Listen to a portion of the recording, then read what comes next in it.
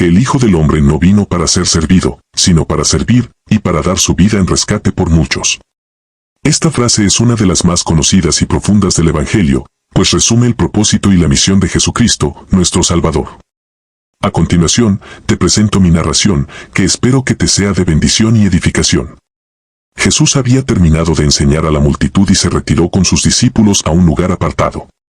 Allí les habló de las cosas que iban a suceder en Jerusalén, de cómo sería entregado, azotado, crucificado y resucitado al tercer día. Los discípulos se entristecieron y se asustaron al oír estas palabras, pero no entendían bien lo que significaban. Algunos de ellos, como Pedro, Santiago y Juan, pensaban que Jesús iba a establecer un reino terrenal y a liberar a Israel de la opresión romana.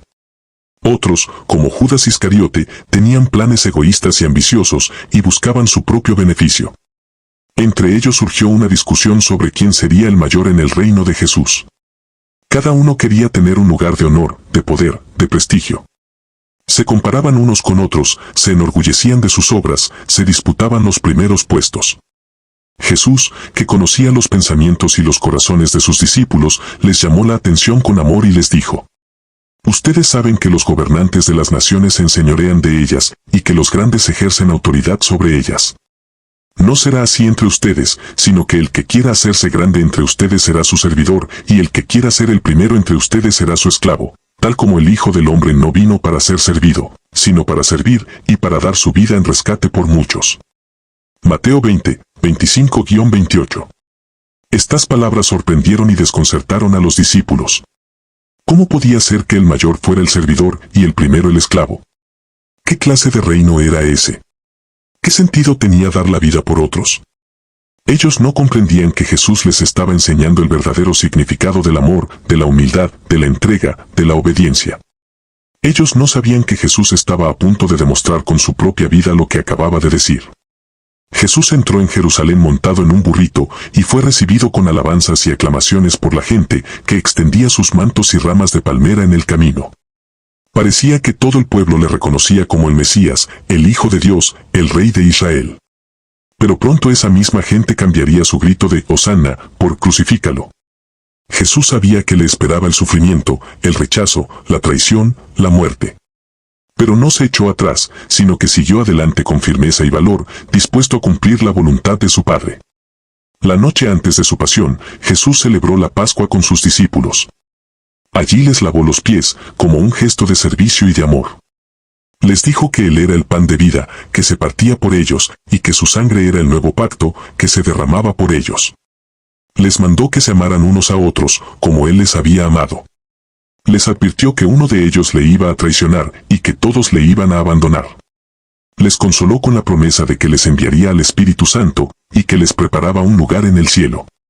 Les oró con fervor, pidiendo por su unidad, su protección, su santificación. Después de la cena, Jesús se fue al huerto de Getsemaní, donde solía orar. Allí se angustió y se entristeció hasta el punto de sudar sangre. Le pidió a su Padre que, si era posible, apartara de él esa copa de amargura. Pero también le dijo: no se haga mi voluntad, sino la tuya. Lucas 22:42. Mientras tanto, sus discípulos se quedaron dormidos, sin poder velar con él ni una hora. Entonces llegó Judas, uno de los 12, con una turba armada con espadas y palos, enviada por los principales sacerdotes y los ancianos del pueblo. Judas besó a Jesús, como señal de traición. Los soldados prendieron a Jesús, y sus discípulos huyeron. Jesús fue llevado ante el sumo sacerdote, Caifás, y el Sanedrín, el tribunal judío. Allí le acusaron falsamente de blasfemia, de sedición, de herejía. Le escupieron, le golpearon, le insultaron. No encontraron ningún motivo para condenarle, pero igualmente pidieron su muerte. Jesús guardó silencio, como una oveja que no abre su boca ante sus trasquiladores. Isaías 53, 7. Jesús fue entregado a Pilato, el gobernador romano, que tenía la autoridad para crucificarle o liberarle. Pilato no halló ninguna culpa en Jesús y quiso soltarle. Pero la multitud, instigada por los líderes religiosos, clamó que crucificaran a Jesús y que soltaran a Barrabás, un ladrón y asesino. Pilato se lavó las manos, diciendo que él era inocente de la sangre de ese justo. Y entregó a Jesús para que fuera azotado y crucificado. Jesús fue sometido a una cruel tortura. Le pusieron una corona de espinas, le vistieron con un manto de púrpura, le pusieron una caña en la mano, y se burlaron de él, diciendo, Salve, Rey de los judíos. Le escupieron, le quitaron la ropa, le clavaron en una cruz. Sobre su cabeza pusieron un letrero que decía, Este es Jesús, el Rey de los judíos. Junto a él crucificaron a 2 ladrones, uno a su derecha y otro a su izquierda. La gente que pasaba por allí le injuriaba, le desafiaba, le ridiculizaba. La frase que hemos analizado nos revela el corazón de Dios, que es amor. Dios nos amó tanto que envió a su Hijo unigénito, Jesucristo, para que muriera por nosotros y nos diera vida eterna. Juan 3:16, Jesús no vino a este mundo para buscar su propia gloria, sino para hacer la voluntad de su Padre.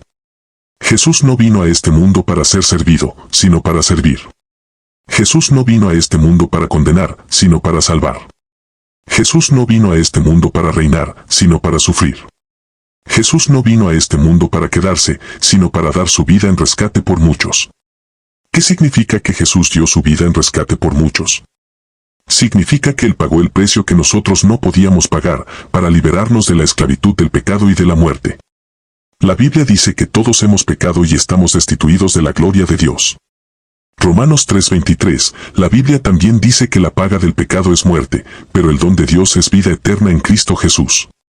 Romanos 6:23, Jesús, que era sin pecado, se hizo pecado por nosotros, para que nosotros fuéramos hechos justicia de Dios en él. 2 Corintios 5:21, Jesús, que era el Hijo de Dios, se humilló a sí mismo, haciéndose obediente hasta la muerte, y muerte de cruz. Filipenses 2:8, Jesús, que era el Cordero de Dios, fue inmolado desde la fundación del mundo, para quitar el pecado del mundo. Apocalipsis 13:8, Juan 1:29, Jesús, que era el buen pastor, dio su vida por las ovejas, para que ellas tuvieran vida, y la tuvieran en abundancia. Juan 10:11, 10. Jesús dio su vida en rescate por muchos, pero no por todos. No todos aceptan el regalo de su gracia, ni creen en su nombre, ni le reciben como Señor y Salvador. Hay muchos que le rechazan, que le ignoran, que le desprecian, que le odian. Hay muchos que prefieren las tinieblas a la luz, el pecado a la santidad, el mundo a Dios. Hay muchos que se pierden, que se condenan, que se apartan de la verdad. Por eso, Jesús dijo, entren por la puerta estrecha. Porque ancha es la puerta y espacioso el camino que lleva a la perdición, y muchos entran por ella. Pero estrecha es la puerta y angosto el camino que lleva a la vida, y pocos son los que la encuentran. Mateo 7, 13-14. ¿Y tú? ¿Has entrado por la puerta estrecha? ¿Has creído en Jesús como tu único y suficiente Salvador? ¿Has recibido su perdón, su paz, su amor? ¿Has experimentado su poder, su presencia, su propósito? ¿Has seguido su ejemplo, su enseñanza, su mandamiento? ¿Has vivido para Él, con Él, por Él? Si tu respuesta es sí, entonces alégrate, porque eres uno de los muchos por los que Jesús dio su vida en rescate. Si tu respuesta es no, entonces arrepiéntete, porque aún estás a tiempo de recibir su salvación. Jesús te dice hoy, venid a mí todos los que estáis cansados y cargados, y yo os haré descansar. Mateo 11:28. Señor Jesús, te doy gracias por tu amor inmenso, por tu gracia infinita, por tu misericordia eterna. Te doy gracias por haber venido a este mundo para servir y no para ser servido, y por haber dado tu vida en rescate por mí. Reconozco que soy pecador, que te he ofendido, que te he fallado. Te pido perdón, te pido que laves mi corazón con tu sangre preciosa, que me hagas una nueva criatura. Te recibo como mi Señor y Salvador, te entrego mi vida, te rindo mi voluntad. Te pido que me llenes de tu Espíritu Santo, que me guíes en tu verdad, que me transformes a tu imagen. Te pido que me ayudes a servirte, a amarte, a obedecerte. Te pido que me uses para tu gloria, para tu reino, para tu honra. Te lo pido en tu nombre, que es sobre todo nombre. Amén.